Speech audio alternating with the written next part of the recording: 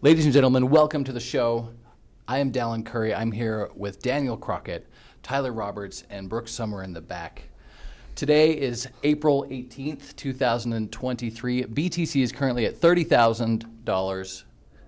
ETH is at $2,089. We're going to see how these go this year.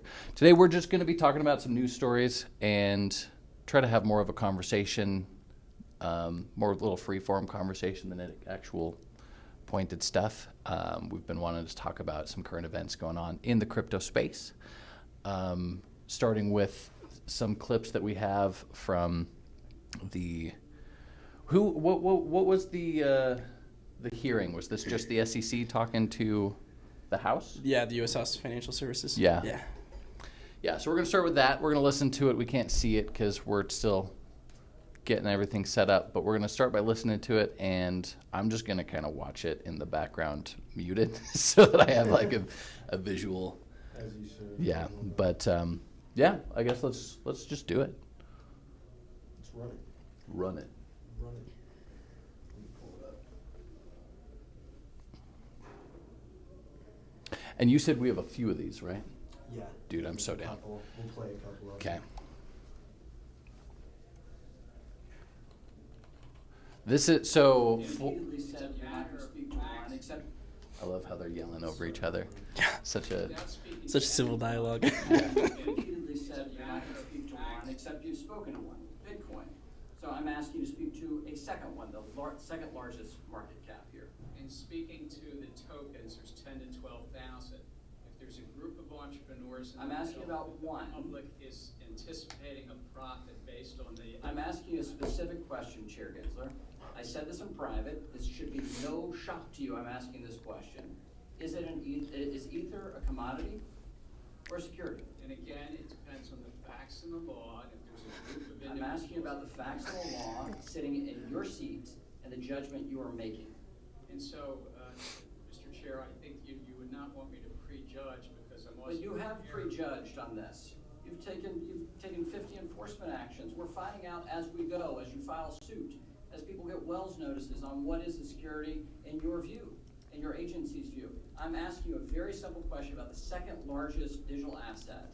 What is your view? And my view is if there's a group of individuals in the middle that the public is All right, so let me just ask a based second on those question then. efforts. Do you think it serves the market for an object to be viewed by the commodities regulator as a commodity and the securities regulator to be viewed as a security? Do you think that provides safety and soundness for the product? Do you think it provides consumer protection? Do you think it serves the value of innovation? I think no should be a very simple answer for you here. I think, That uncertainty is bad, is it not? and I think that Congress has said that there's one agency, the Securities and Exchange Commission, under this committee. And you won't answer my question, and you're the head of that agency. So give me a break, come on. I'm answering it in the generic because you would not want me to speak about any one set of facts and circumstance. Was that the clip? That was the clip. Yeah. Jeez. Okay, so just for like background reference, what's going on is the SEC has been trying to figure out how to regulate cryptocurrencies in general. And the truth is that, like, I don't know, people are going to fall on different sides of this, and maybe you guys do. But on the one hand, adding regulation to it in some ways can add legitimacy to those currencies. On the other hand, maybe we don't want Big Brother even getting involved. So like it falls on different sides. The problem has been, and I'm actually going to look it up here while we're doing the next clip. So Coinbase is a good example of this, where they've been trying to work with the SEC specifically and have been in communications with them, trying to make sure that they are following the right Speaking to anyone. red tape. No, you're good. They're trying to follow the red tape. They're trying to register themselves the correct ways to make sure that they are compliant with the SEC. They were told that they would have basically a handheld partnership with the SEC, and have heard nothing from them for several months. And now the SEC is trying to action against Coinbase for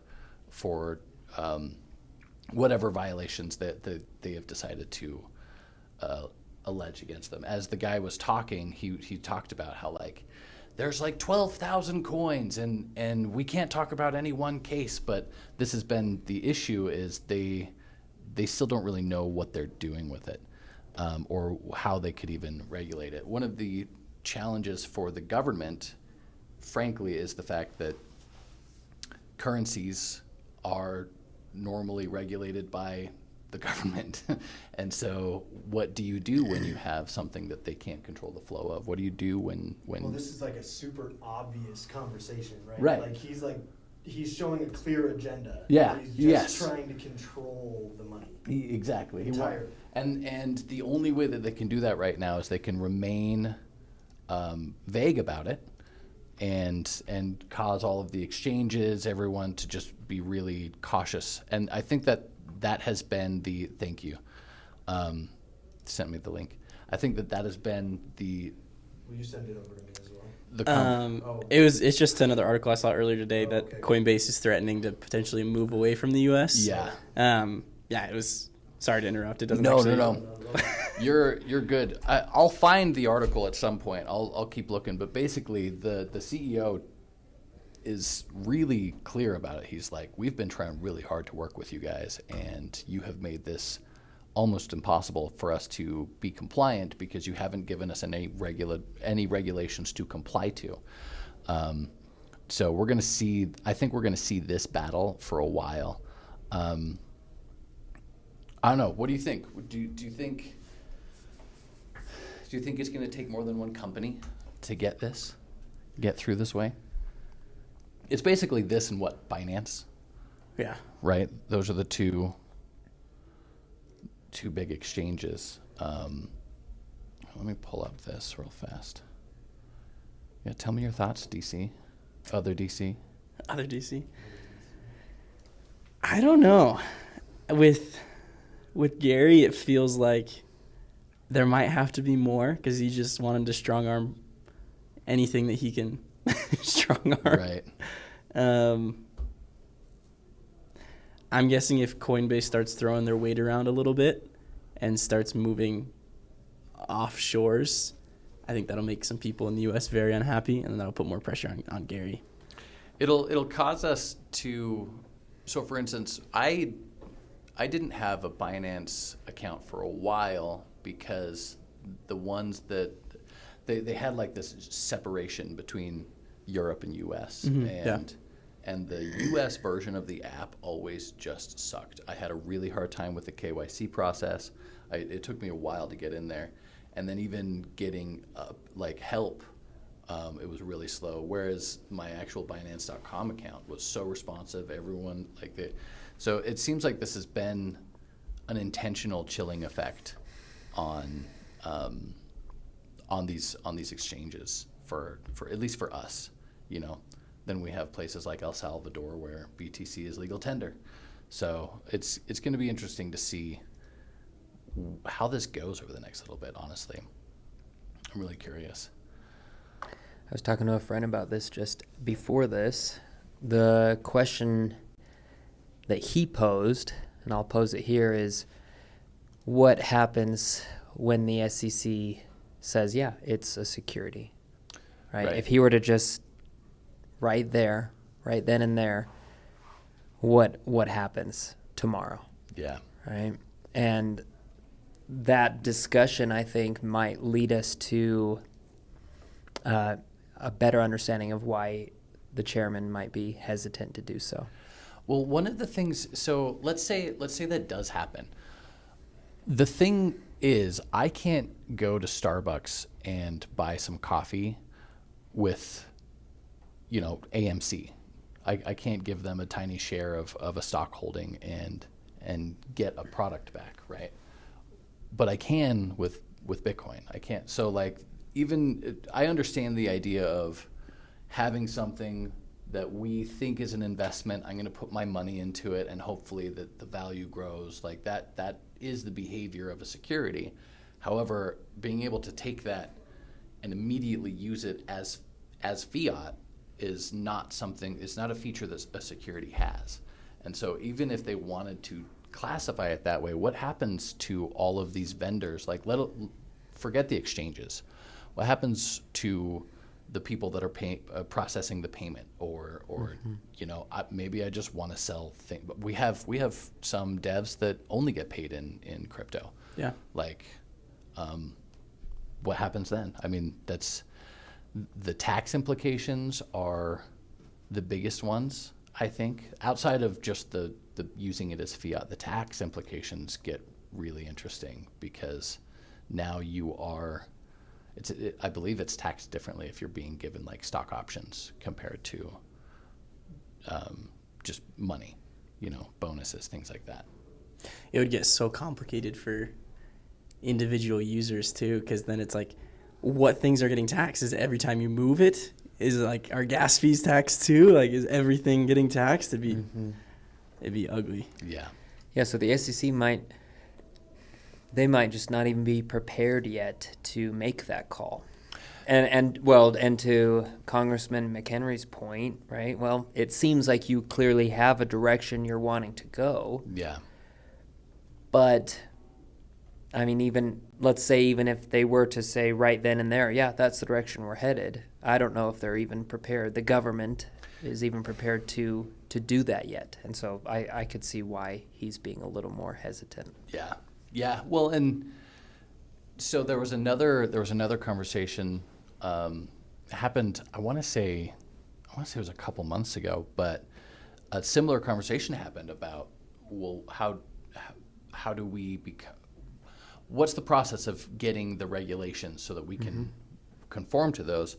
And the person was like, the regulations already exist. You just have to you have to conform to the regulations that already exist.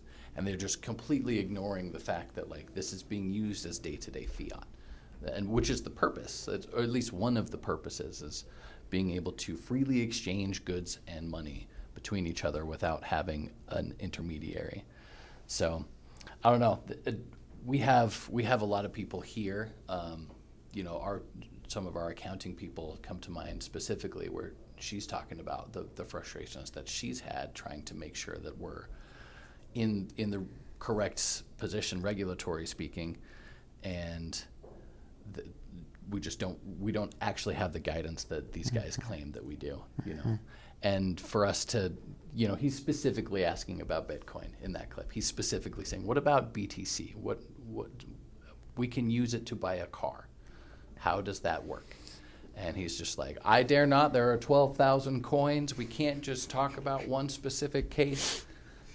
Well, if I remember, he's talking about Ether. Yes. Yeah. Yeah, Sorry. yeah, It was ETH. Yeah. He's asking about ETH. So, do you have more clips? Yeah, let me play. I want to listen to all of these. There's a couple more. I'm trying to find all of them. They're not super easy to look. Yeah. The biggest Silicon Valley bank, actually, when it failed, you saw this country's the world's second leading stable coin, had $3 billion involved there at DPEG. So it's interesting just how this was all had some crypto narrative as well. And my time is up. Thank you, Mr. Chair. But the biggest, Hold on one sec. Let's see if we can find some other ones. Okay. That was him just essentially blaming Silicon Valley Bank collapse on crypto. But that's not what it was. No. No. This is what he was saying. Let me show this thread, because I think this is where a lot of these videos 'Kay. are. Yeah. Oh no. You guys got to see some of the memes that I'm creating. It's all clown memes. Oh no. Let's see. So I kind of wanted to give a little bit of background for listeners who don't know what's going on. So this story is about 10 days old. This is from Wired. It says, on March 22nd, Coinbase, one of the world's largest crypto exchanges, was sent a notice by the U.S. Securities and Exchange Commission warning that the regulator planned to sue, alleging the company had violated securities laws. Crypto assets, the SEC insists, are securities and so fall under its jurisdiction. But on March 27th, Binance, the world's biggest crypto exchange, and its founder were charged by a different regulator, the Commodities and Future Trading Commission, with breaking commodities laws, because the CFTC says popular crypto assets are commodities. So this is one of the things we're gonna have to watch, is different regulatory bodies are going to try to claim jurisdiction over the same thing. And I don't know if they're allowed to have overlap in that way. I think that we're going to have to, well, I guess it depends on the crimes that they're alleging. Right. Depends on what's being alleged. That two different exchanges can be sanctioned by two different regulators for alleged violations of entirely different regulatory regimes shows the increasing complexity of the operating environment for crypto firms in the U.S. As a turf war between the SEC and CFTC escalates, after the dramatic collapse of FTX in November of 2022, both regulators have adopted a more aggressive, even hostile approach to the crypto industry, using enforcement actions to stake their claim to jurisdiction. And this is what's interesting to me, is they're not actually waiting for regulation. They're not waiting for laws. They're just trying to claim jurisdiction to see what sticks, which is why we're now having these House meetings, these hearings, because at this point now, our government needs to decide how this is handled. And these guys are claiming that they have jurisdiction, but to the point that I believe we're going to hear, they can't really explain how they have jurisdiction over it. And they don't really want to dip into one specific case at a time. So there's plenty more. Now that I'm thinking about it, we could do hours on just there's quite a bit to dig into. Yeah, I'm trying to look for more clips of it, but it's like just random what's posted on Twitter. Yeah. I'm trying to find the original response from Coinbase because it was so spicy.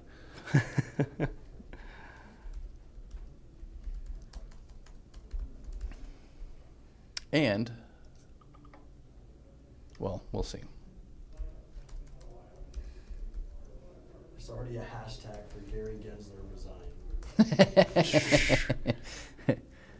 Here it is. All right, this is what they said. This is kind of long, so we're not going to hit all of it, but I just wanted to get Coinbase's position. So it is entitled, and this is on Coinbase.com. It's on their blog. We asked the SEC for reasonable crypto rules for Americans. We got legal threats instead. Today, we are disappointed to share that the SEC gave us a Wells notice regarding an unspecified portion of our listed digital assets, our staking service Coinbase Earn, Coinbase Prime, and Coinbase Wallet after a cursory investigation. A Wells notice is the way that the SEC staff tells a company they are recommending that the SEC take enforcement action for possible violations of securities laws. It is not a formal charge or lawsuit, but it can lead to one. Rest assured, Coinbase products and services continue to operate as usual. Today's news does not require any changes to our current products or services. Today's Wells notice does not provide a lot of information for us to respond to. The SEC staff told us they have identified potential violations of securities law, but little more. We asked the SEC specifically to identify which assets on our platforms they believe may be securities, and they declined to do so. Today's Wells notice also comes after Coinbase provided multiple proposals to the SEC about registration over the course of months, all of which the SEC ultimately refused to respond to. Although we don't take this development lightly, we are very confident in the way we run our business. The same business we presented to the SEC in order for us to become a public company in 2021. We continue to think rulemaking and legislation are better tools for defining the law for our industry than enforcement actions. But if necessary, we welcome the opportunity for Coinbase and the broader crypto community to get clarity in the courts.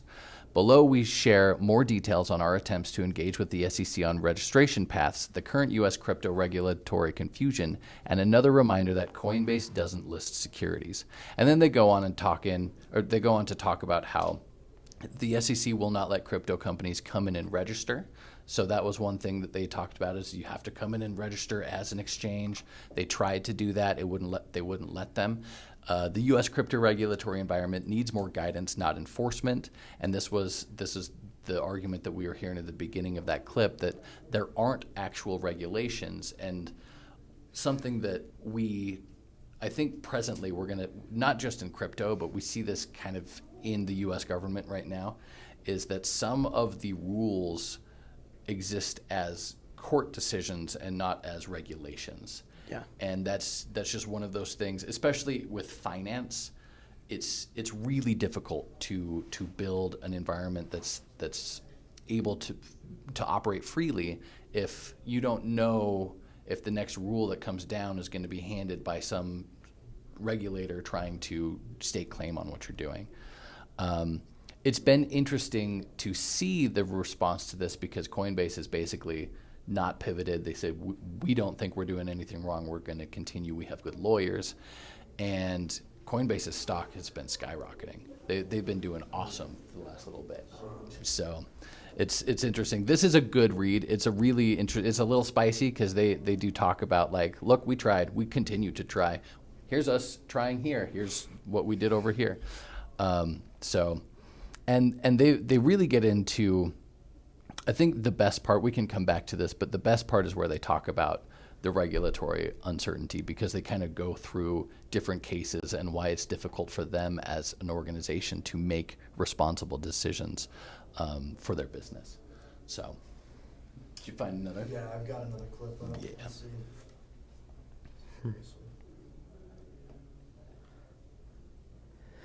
So, I mean, if you were to take a really, sorry, just real quick, if you were to take a really hardline approach and paint it as starkly as you can, Mm-hmm. what is the U.S.'s purpose in not taking a hard stance right now? So I if I had to guess, I think this is, I mean, everything's multifaceted, right? Everything's complex. There's two things.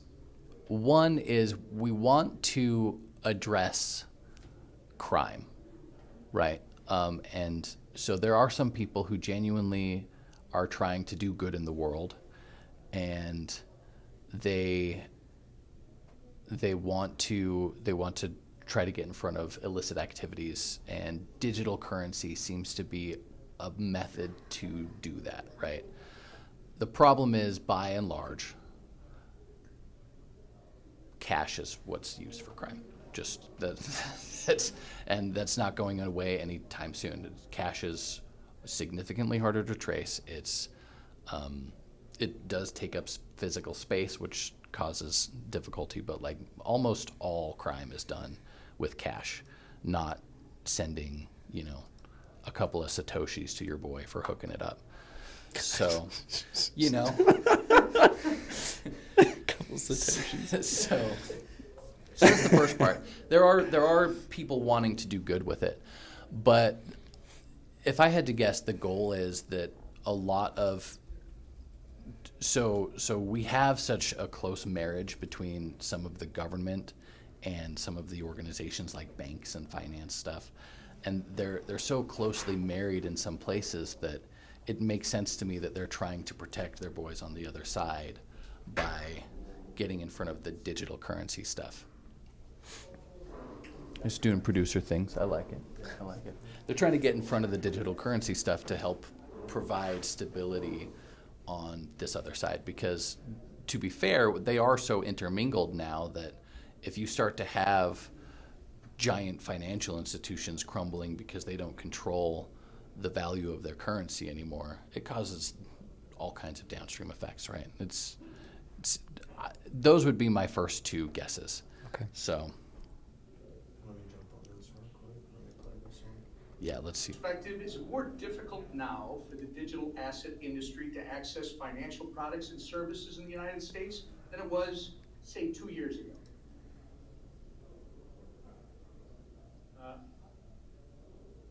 Sir, I'm not running one of those businesses. If they came into compliance, I think. Reclaiming my time. The answer, sir, is yes. Do you think you and the SEC have had a role to play in that? I think we have a role to protect the American investor and the capital markets and the. Reclaiming my time, sir. You have played an obvious role in that. During your tenure at the SEC, how many rules has the SEC finalized that actually accommodate the existing regulatory framework and are specifically to the digital asset industry so the crypto market can come into compliance?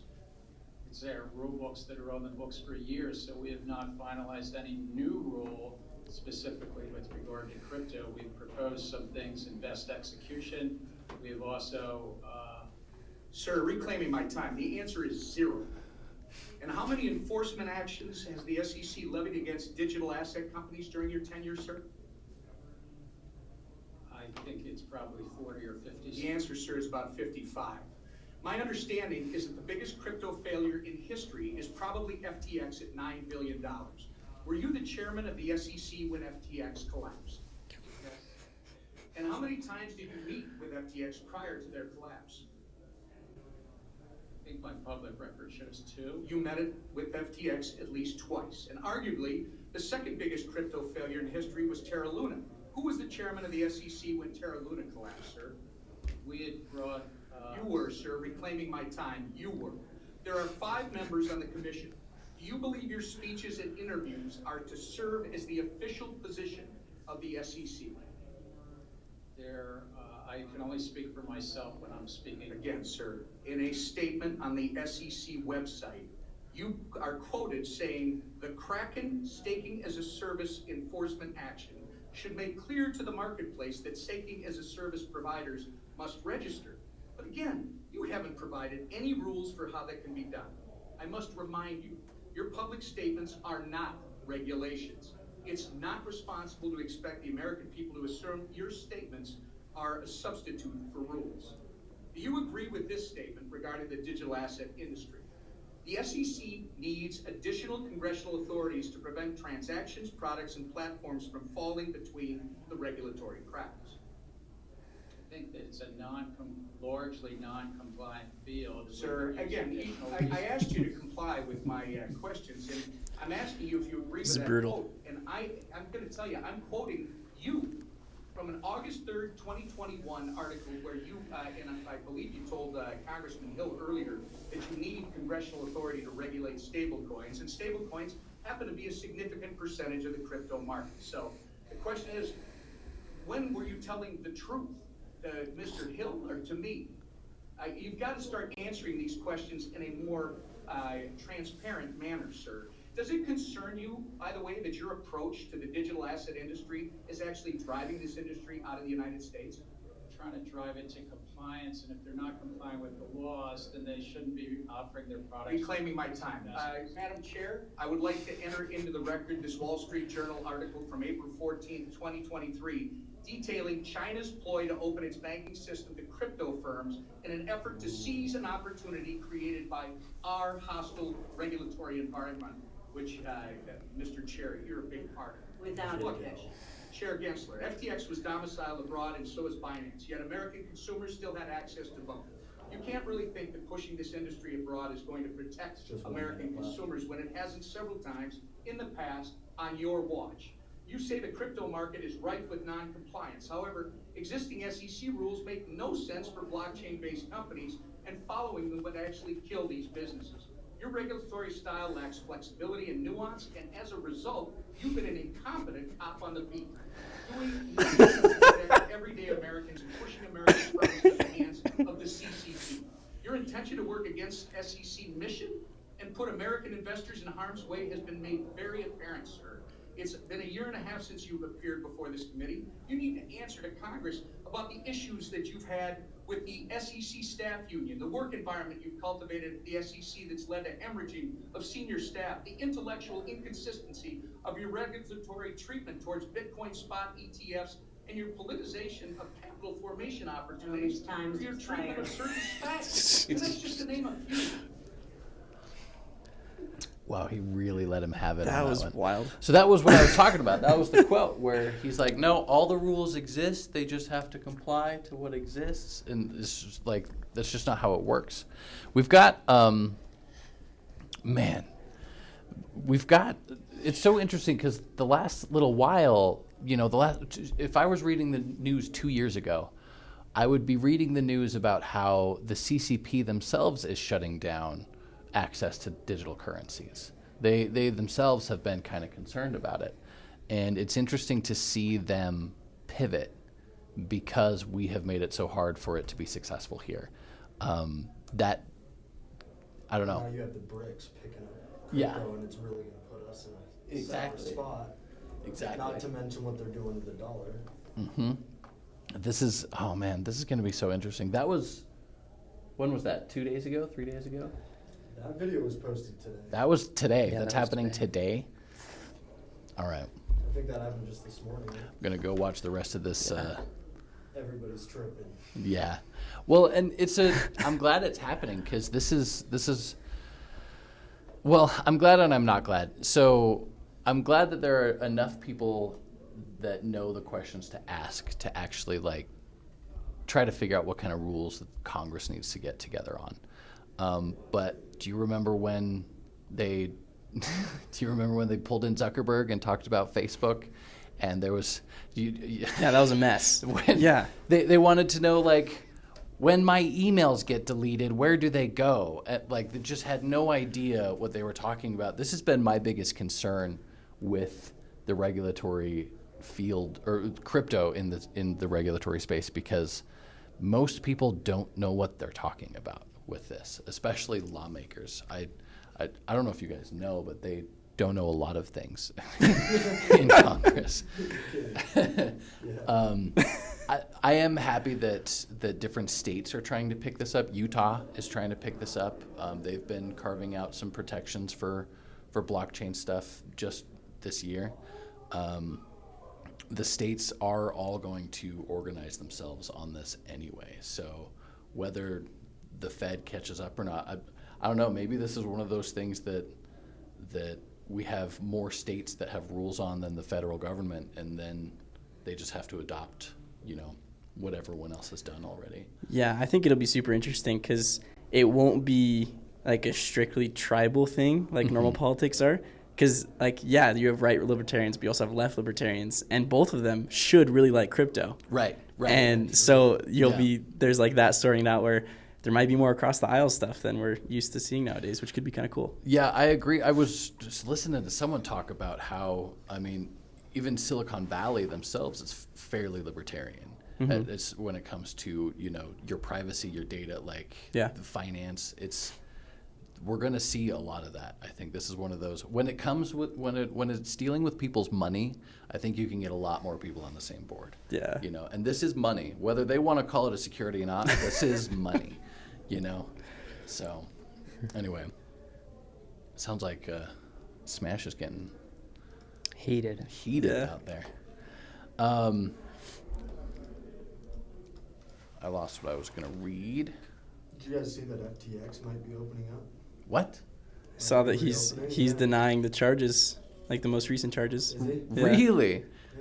Yeah. Well, and I guess they out of nowhere they made like $4.7 billion on pretty much a bet that was just left out that they forgot about. How do you forget about $5 billion? So their crypto spiked when that news came out. But yeah, That's so crazy. They have like $4.7 billion just kind of sitting in the accounts. That is wild. That's wild. So Tyler, when are you gonna say reclaiming my time to stop someone from talking in a meeting when you think they don't know what they're talking about? I'm gonna That's reclaim brutal. my time, sir. Reclaiming my time. Brutal. Dude, he was really brutal. Yeah. Like uncomfortably brutal. Like you can see Gary sitting there just.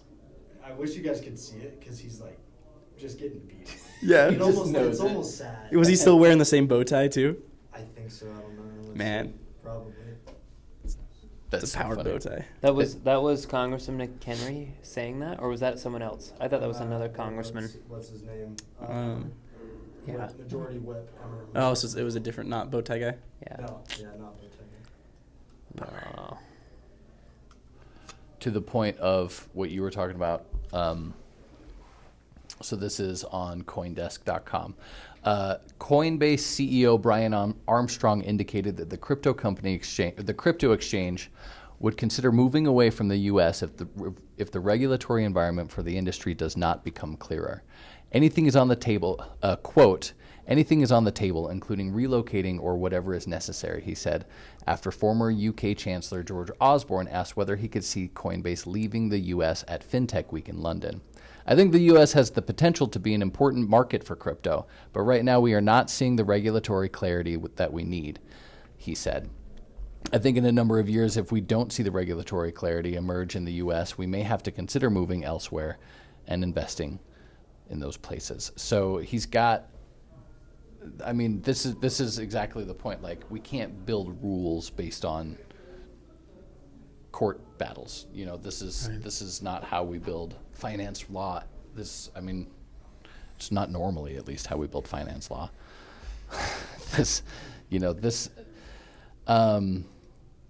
It's also interesting the fact that we have the SEC and the CFTC kind of like bumping shoulders to get in front of this. Like, they both want a piece of the action. Literally, it's a turf war at this point.